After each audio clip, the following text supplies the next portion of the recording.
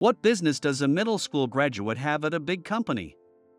You must be lost, so go home immediately. When I arrived at the client's company for the meeting, Kevin, a classmate from middle school, mocked me. In middle school, I did live a life that could be called the bottom rung, and I went straight to work without attending high school. Is being a middle school graduate really such a bad thing? I clenched my fists, trying to suppress the anger rising within me. It seems I'm really out of place here. Excuse me. With that, I quietly left the place. On the way back to my company, I called my secretary, Clark, on my phone. Cancel the ongoing deal. Pull everyone out. Are you serious? That's a $30 million deal. Yes, I'm serious. We'll sign with the other company, Stevens. Besides Kevin's company Sunlight, we had another potential company for this deal. And the discretion of which company to sign with was entrusted to me. My name is Tom. I'm 42 years old and work at a major air conditioning equipment company called Johnson. Currently, I'm having busy days as I approach a new contract. I want to finalize this deal quickly and disband the team as soon as possible. It's tough to work with people you don't get along with. It takes extra effort and the discussion often stalls due to disagreements. Regarding this contract, it shouldn't be that difficult in the first place. What complicates things is the presence of the sales manager, James.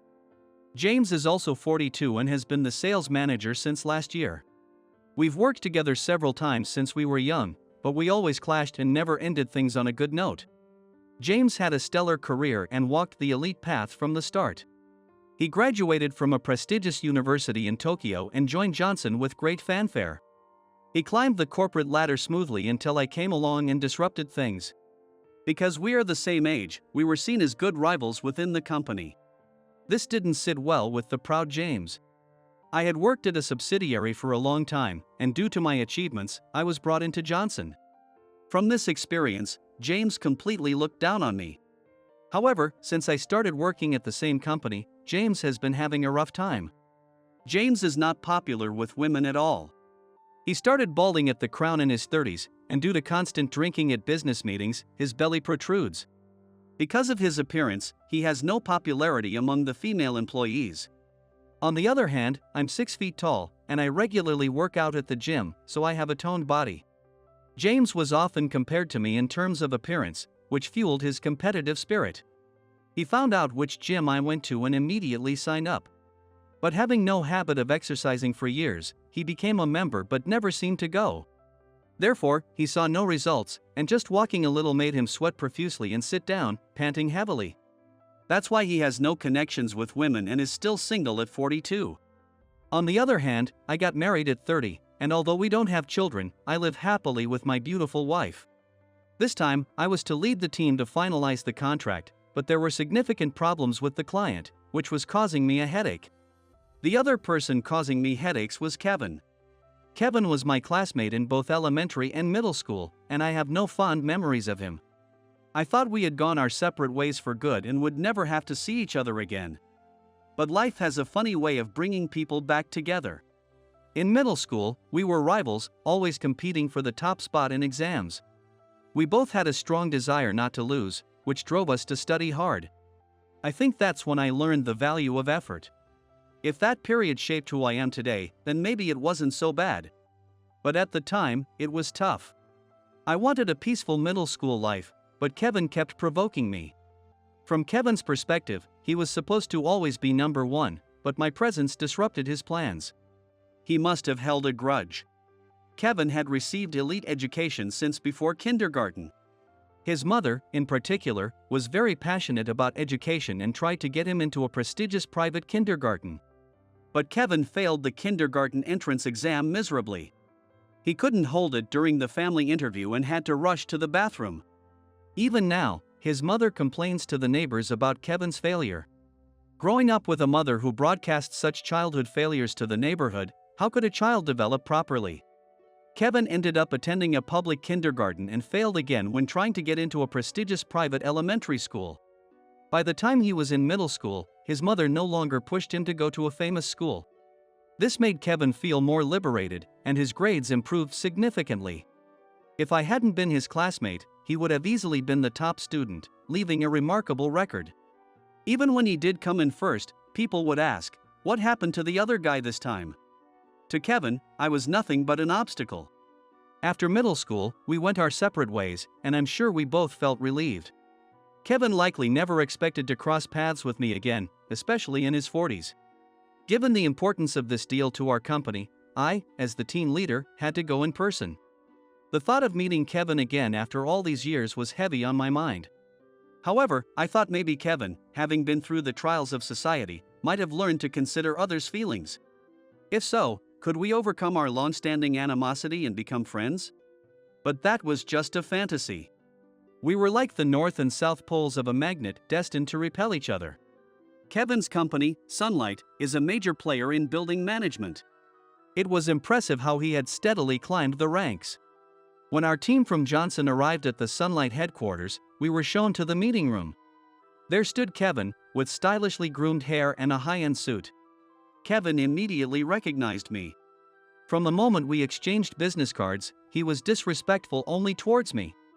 As the meeting leader, Kevin introduced the Sunlight members but avoided eye contact with me. The Sunlight employees looked puzzled, unsure how to interact with me. Suddenly, Kevin spoke to me directly. "What are you doing here? Are you here to handle the machinery?" "Well, something like that," I replied, not wanting to provoke Kevin by revealing I was the team leader. Then, Kevin insulted me loudly enough for everyone in the meeting to hear. "What business does a middle school graduate have at a big company? You don't belong here, so leave immediately." In middle school, besides having good grades, I did live a life that could be called the bottom rung. And I went straight to work without attending high school. But is being a middle school graduate really such a bad thing? I clenched my fists, trying to suppress the anger rising within me. It seems I'm really out of place here. "Excuse me." With that, I quietly left the place. On the way back to the company, I called my secretary, Clark, on my phone. "Cancel the ongoing deal. Pull everyone out." "Are you serious? That's a $30 million deal." "Yes, I'm serious." "We'll sign with the other company, Stevens." Besides Kevin's company Sunlight, we had another potential company for this deal. And the discretion of which company to sign with was entrusted to me. After hanging up, I put my phone in my chest pocket and looked out the car window. I now have a personal driver, and I can sit in the spacious back seat of a luxury car, spending my travel time in comfort. However, it took a lot of effort to get where I am today. I grew up without a father from a young age, raised by my mother and grandmother.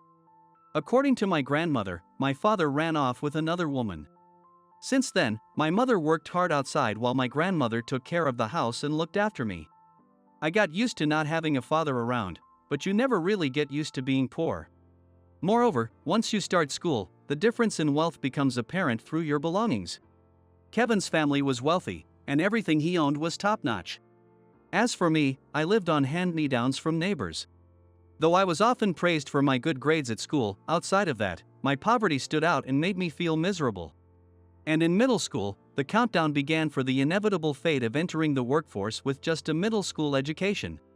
It was far from an enjoyable 3 years. After graduating middle school with no changes in my circumstances, Kevin and I went our separate ways. I joined a subsidiary of Johnson thanks to a connection my homeroom teacher had. The president of that subsidiary, Mr. Williams, had also struggled and started the company with just a middle school education. Seeing Mr. Williams gave me hope. Mr. Williams suggested I work while attending night school, allowing me to continue my education. With the support and understanding of my co-workers, who kindly covered my night shifts, I never missed a class. Despite others dropping out, I graduated high school with perfect attendance and entered a night university. I studied architecture in college, which directly benefits my current job. Thus, my credentials changed from middle school graduate to university graduate. It was all thanks to the help and cooperation of my colleagues. I vowed to repay this company for the rest of my life. After various events, I moved to the parent company Johnson following Mr. Williams's retirement. I now hold the position of director of the business department at Johnson headquarters. Next year, I am set to be promoted to an executive role.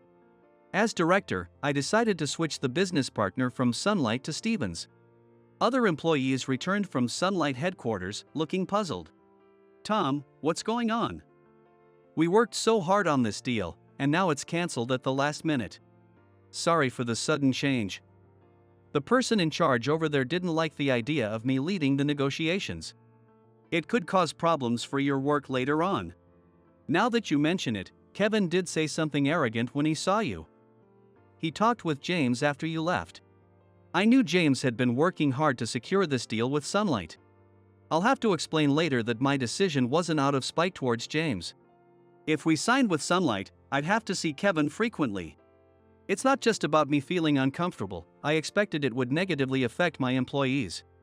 If Kevin looked down on me, the director, he would treat the other employees as inferior.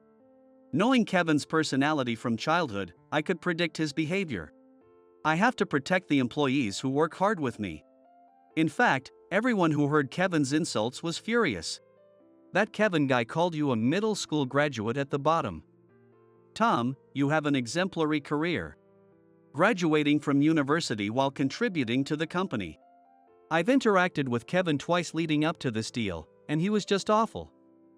Right after we exchanged business cards, he asked about my alma mater. When he realized my rank was lower, he immediately looked down on me. On the other hand, Paul from Stevens is wonderful. I've been negotiating with Stevens, and he has a personality that makes you want to work with him. Even when Sunlight was chosen, he didn't show any resentment. No one criticized my decision to switch partners at the last minute. The only one who might still be grumbling would be James, who was still talking with Kevin at Sunlight headquarters. As I was discussing this with my team, my secretary Clark entered the room. Kevin from Sunlight is here to see you. Will you meet him? I had no time to hesitate, as Kevin forcefully entered right behind Clark. Kevin, looking very distressed, approached me quickly and bowed deeply. I apologize. I had no idea you were in charge of this deal. James told me about your struggles and how you graduated from university. It's an inspiring story. You may have only known me as a middle school graduate, but whether or not I am the negotiator, those comments were unacceptable. I cannot work with someone who places such importance on academic background. As I firmly rejected him, Kevin trembled and looked up at me with pleading eyes. We used to be the same height in middle school, but I grew significantly taller afterward. Now Kevin had to look up at me. I wondered how he felt about the person he once looked down on now being taller and higher in social status. Please, don't say that. This contract is crucial for our company. I'm responsible for it, and if it falls through, I won't know what to tell my superiors. That's not my concern. You aren't happy to see me again, are you? It's better for both of us if we don't interact anymore. Please, I beg you. Reconsider. Gone was his earlier arrogance, replaced by a pale face and repeated bows. He must hate bowing to someone like me. This must be the sad reality of being a corporate employee. At this moment, I was completely victorious. Kevin finally got on his knees, begging for forgiveness. I realize now how I've made you uncomfortable since middle school. If this deal falls through, I'm in big trouble. I apologize for everything in the past, so please forgive me. As Kevin groveled on the floor, Clark entered and announced, "The representatives from Stevens have arrived." I left Kevin there and went to meet the Stevens team. Kevin lingered for a while but eventually gave up and left. The deal with Stevens went smoothly, thanks to the groundwork laid by our team. With the new contract, James, who had been working on the Sunlight deal, found himself isolated. James was furious with my decision. We worked so hard to advance this deal, and now you're canceling it last minute. What was all my effort for? I truly apologize for that. This decision wasn't out of spite. You know my history with Kevin, but this isn't about old grudges. I felt genuinely sorry for James, who had been handling the negotiations. While I couldn't work with Kevin, James and I are colleagues. I hope to move forward without causing further conflict. I sincerely bowed to James. James seemed to misinterpret my humble gesture. Suddenly, he puffed up his chest and pointed his finger at me. Do you think bowing is enough? Your forehead hasn't touched the floor. If you're really sorry, bow until your head scrapes the floor. Employees nearby looked on in shock. James, as the sales manager, was below me in rank. Demanding such excessive apology from his superior was problematic. At that moment, I heard the sound of high heels in the hallway. At the familiar sound, I lifted my head and looked toward the entrance of the room. My wife, Mia, appeared shortly after. Usually, she would greet me with a sweet smile, but she had clearly overheard our exchange and was furious. She stormed into the room, directing her anger at James. James, startled by Mia's fierce expression, took a step back. Mia stood close to me and admonished James. "Who do you think you are to demand my husband bow to you? You're just a sales manager." Mia is still head over heels for me, and we have an excellent relationship. Raised as the only daughter of the current president, Mr. Johnson, Mia never had any financial difficulties.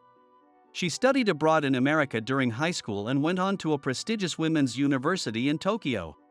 After graduating from university, she worked in an office in the city for a while, but returned home at Mr. Johnson's request. Mr. Johnson intended for Mia to marry a man holding a significant position in the company. However, Mia, despite her straightforward personality, wanted to live her life according to her own will, not just following her father's wishes. She was willing to consider her father's opinion on her marriage partner, but she ultimately wanted to make her own choice. Mia first dated James. At that time, both were in their 20s, and James didn't have a protruding belly or a bald head yet. I once asked her out of curiosity, "What did you see in James?" Well, back then, his lack of good looks made me feel secure. I didn't have to worry about anyone else taking him. But as I started hearing bad things about him at work, my feelings cooled. As they continued dating, Mia began to feel uncomfortable with James's arrogant attitude and baseless confidence. Eventually, their relationship was full of arguments, and they grew apart. During this time, Mia happened to visit the head office and saw me walking down the hallway. She fell in love at first sight.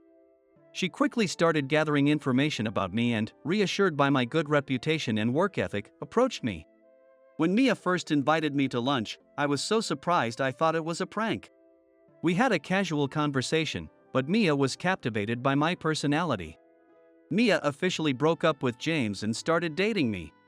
She took the lead in our relationship, and we got married when I was 30. Mia, who respects and loves me wholeheartedly, is truly my goddess of destiny. After marrying Mia, I quickly surpassed James in my career. From James's perspective, I had taken Mia, who was within his grasp, and he might have felt I also took his career and personal life. As the world watched, James and Kevin, both closely connected to me, faced consecutive misfortunes. Their downfall contrasted with my rising success. Amidst this, a huge issue emerged between the two of them. Kevin had bribed James to secure a contract with Johnson. Both Johnson and Sunlight launched thorough investigations. Eventually, the investigators from both companies uncovered the deep-seated relationship between James and Kevin. It was revealed that they frequented a hidden bar together and leaked internal information about each other's companies. Kevin was the first to be exposed, having misappropriated company funds, and was immediately fired once the investigation concluded. James, who was on house arrest, was found to have used the bribe money from Kevin for his affair. James was single, but his affair was with a subordinate's wife from the sales department.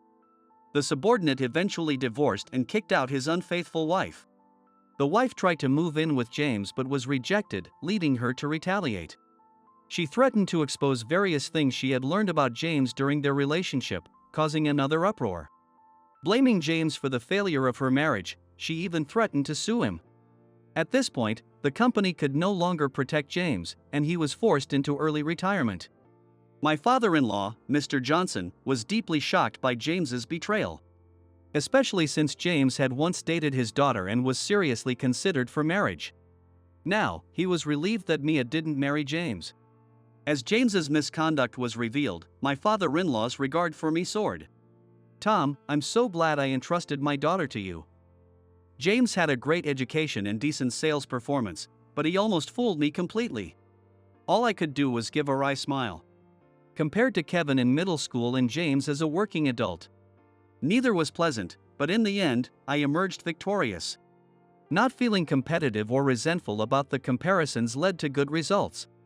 James sought help from Kevin, wanting a return on all the favors he'd done. But with Kevin also fired, he couldn't take care of James. In the end, James forced his way into Kevin's house, leading Kevin's wife to call 911, making it a police matter. The police officer who heard the story advised him, and he went home quietly that day. However, worried that he might come back, his wife and children moved to a weekly apartment. This naturally led to a state of separation. The new fiscal year began, and my position changed.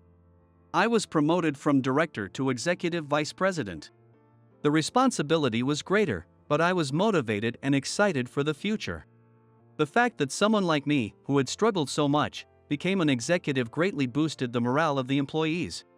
I didn't want to just sit in the executive's chair. I wanted to be an active leader who always considered the feelings of my subordinates.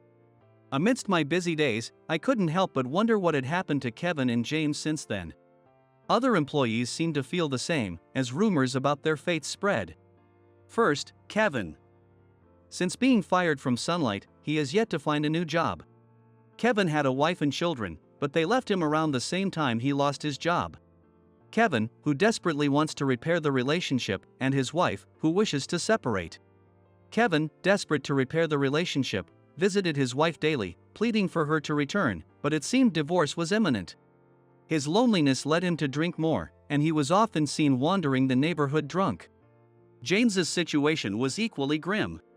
Fortunately or unfortunately, being single meant he had no wife or children to leave. However, his affair ended abruptly. Even for the woman he was having an affair with, staying with her current husband was more secure than moving in with the jobless James. Her husband, wanting to ensure she and James wouldn't physically meet again, requested a transfer to a regional office. She decided to go with her husband, and they were working on mending their relationship. Left alone again, James struggled to find new employment.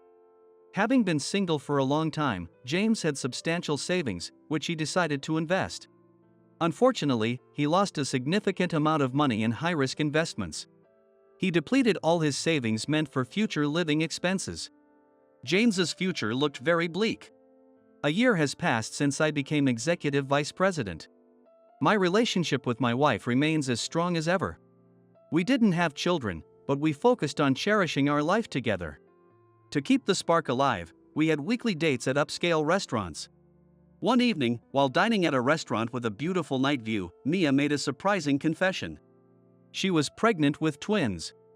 At 38, a pregnancy was concerning, but Mia was determined to safely deliver the twins. I was fully committed to supporting her through the pregnancy and beyond. We cherished our daily lives, enjoying the happiness of an expanding family.